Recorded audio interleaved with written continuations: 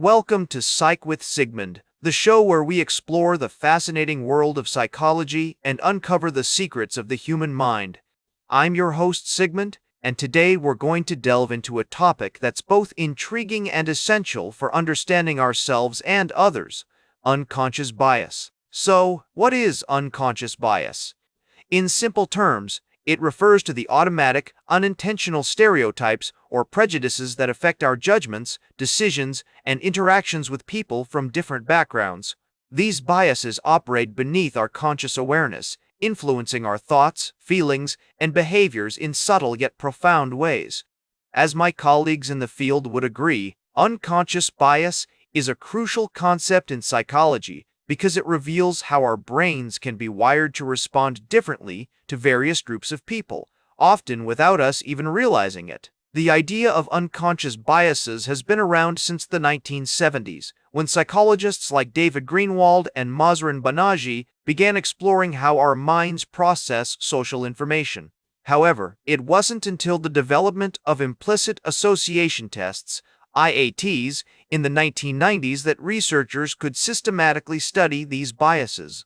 Since then, a vast body of research has accumulated, demonstrating how unconscious biases affect everything from hiring decisions to medical diagnoses. One key framework for understanding this concept is the dual process theory, which suggests that our brains have two modes of thinking: an automatic, intuitive mode, and a controlled, reflective mode. According to this theory, unconscious biases operate in the automatic mode, where mental shortcuts and stereotypes can influence our judgments without us realizing it. Another important theoretical perspective comes from social identity theory, which proposes that we tend to favor groups we belong to, in-groups, over groups we don't belong to, out-groups. This can lead to unconscious biases against outgroups, even if we consciously believe in equality and fairness. In terms of research findings, there are numerous studies demonstrating the power of unconscious biases. For example, a classic study by Bertrand and Mullainathan found that job applicants with traditionally African American sounding names were 50% less likely to receive callbacks than applicants with traditionally white sounding names, even when their resumes were identical. More recent research has explored how unconscious biases affect our perceptions of people with disabilities, LGBTQ+ individuals, and those from different socioeconomic backgrounds. For instance, a study by Capaldi and colleagues found that medical students held unconscious biases against patients with lower socioeconomic status, which could impact the quality of care they received. But how can understanding unconscious bias help us in our everyday lives? For one, it encourages us to become more aware of our own biases and take steps to mitigate them. By recognizing the potential for bias, we can develop strategies to counteract it, such as taking a step back before making judgments or seeking out diverse perspectives. Therapeutic approaches like mindfulness and cognitive behavioral therapy can also help individuals become more mindful of their thoughts and feelings, allowing them to challenge and reframe biased assumptions. In real-world applications, acknowledging unconscious bias can lead to more inclusive hiring practices, improved patient outcomes in healthcare, and more effective educational programs.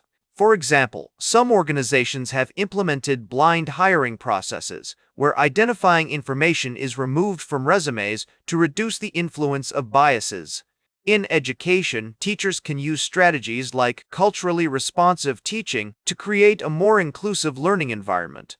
Additionally, law enforcement agencies are now using implicit bias training to help officers recognize and manage their own biases, which can improve relationships with the communities they serve. Imagine a manager at a tech company who is tasked with selecting candidates for a programming position. The manager, who is white, has an unconscious bias against hiring people from underrepresented groups, even though she consciously believes in diversity and inclusion. When reviewing resumes, she might unintentionally give more weight to applicants with traditionally white-sounding names or those who attended prestigious universities. By recognizing this potential bias, the manager can take steps to counteract it, such as using a blind hiring process or seeking input from a diverse panel of reviewers. By embracing this understanding, we can work towards creating a more compassionate, equitable society where everyone has an equal chance to thrive.